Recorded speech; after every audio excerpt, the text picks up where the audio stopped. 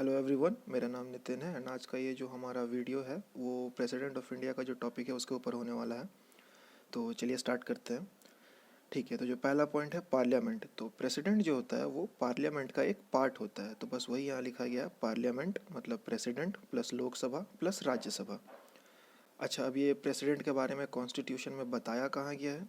तो जो पार्ट 5 है कॉन्स्टिट्यूशन का, वहाँ प्रेसिडेंट के बारे में बताया गया है आर्टिकल 52 से लेके आर्टिकल 73 तक।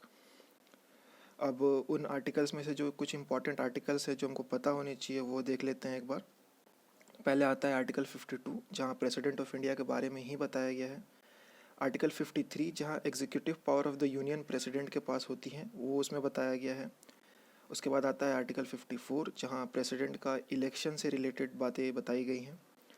आर्टिकल 58 आता है उसके बाद, जहाँ बताया गया है qualification for election as president, मतलब प्रेसिडेंट बनने के लिए आपको एलिजिबल अगर होना है तो क्या क्या क्वालिफिकेशंस रिक्वायर्ड होती हैं, वो आर्टिकल 58 में बताया गया है। फिर आता है आर्टिकल 65। इसमें बताया गया है कि जब भी कोई कैजुअल वैकेंसी, मतलब ऐसी कोई वैकेंसी जो टेन्योर ख़त्म होने के बाद ना आई हो, टेन्योर के बीच में अगर किसी वजह से कोई वैकेंसी आती है तो उस टाइम जो वाइस प्रेसिडेंट हैं वो प्रेसिडेंट की ड्यूटीज़ को डिस्चार्ज करेंगे।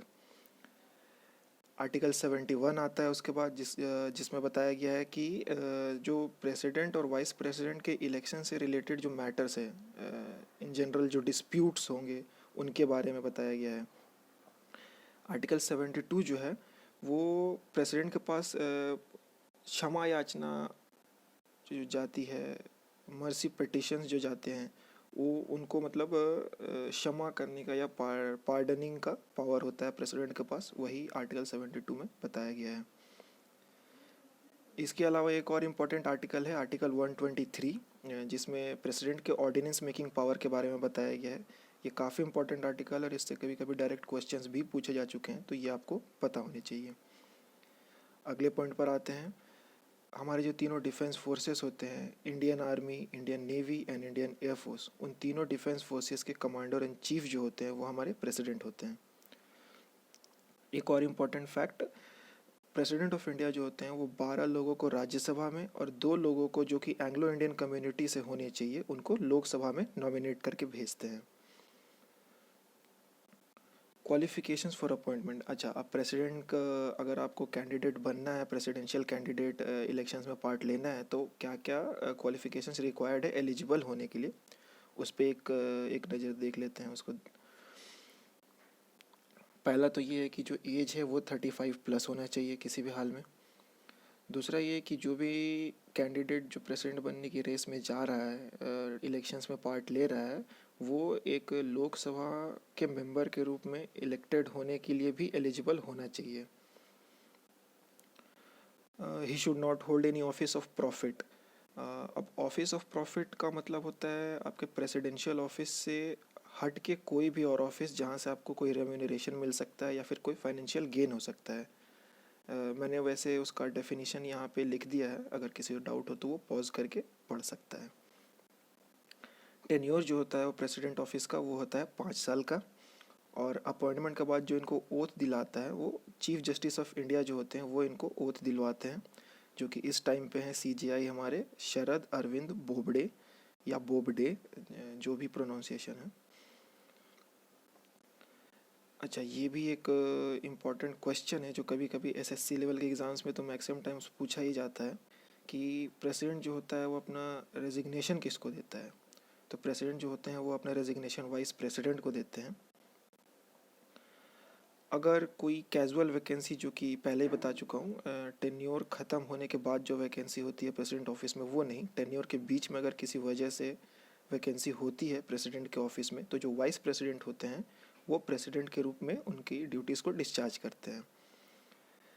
अगर किसी कारण से वाइस प्रेसिडेंट का भी ऑफिस वेकेंट है तो जो चीफ जस्टिस ऑफ इंडिया होंगे वो उस टाइम के वो प्रेसिडेंट की ड्यूटीज़ को डिस्चार्ज करेंगे। ऐसा एक बार हो भी चुका है जब एम हिदायतुल्ला ने, जो उस टाइम इंडिया के चीफ जस्टिस थे, उन्होंने प्रेसिडेंट की ड्यूटीज़ को डिस्चार्ज किया था कुछ दिनों तक। अगर किसी कारण से चीफ जस्टिस ऑफ इंडिया का ऑफिस भी वेकेंट है तो उस टाइम जो सुप्रीम कोर्ट के जो सीनियर मोस्ट जज होंगे वो प्रेसिडेंट की ड्यूटीज़ को डिस्चार्ज कर सकते हैं। Removal from office. अब प्रेसिडेंट को ऑफिस से हटाया कैसे जा सकता है टेन्योर के, मतलब टेन्योर ख़त्म होने से पहले, जिसको इम्पीचमेंट भी बोलते हैं। कॉन्स्टिट्यूशन के आर्टिकल 61 में बताया गया है इम्पीचमेंट के बारे में। अच्छा, इम्पीचमेंट का जो बेस है वो वायलेशन ऑफ कॉन्स्टिट्यूशन होना चाहिए। वैसे ये वायलेशन ऑफ कॉन्स्टिट्यूशन को कहीं डिफाइन नहीं किया गया है, तो जो चार्जेस को फ्रेम करते हैं या फिर जो हाउस उसको इन्वेस्टिगेट करता है वो अपने हिसाब से उसको इंटरप्रेट कर सकते हैं। इम्पीचमेंट का जो चार्जेस हैं वो दोनों में से किसी भी एक हाउस में इनिशिएट किए जा सकते हैं, मतलब राज्यसभा या लोकसभा दोनों में से किसी भी हाउस में इम्पीचमेंट का जो रेजोल्यूशन है उसको बढ़ाया जा सकता है। इम्पीचमेंट रेजोल्यूशन को प्रेजेंट करने का एक कंडीशन ये होता है कि जिस भी हाउस में उसको प्रेजेंट किया जा रहा है उस हाउस के टोटल स्ट्रेंथ के 1/4 लोगों ने उस पर साइन किया हो। जैसे अगर लोकसभा में रेजोल्यूशन प्रेजेंट किया जा रहा है तो लोकसभा का जो टोटल स्ट्रेंथ है उसके 1/4 मेंबर्स एटलीस्ट उस पर साइन किए होने चाहिए।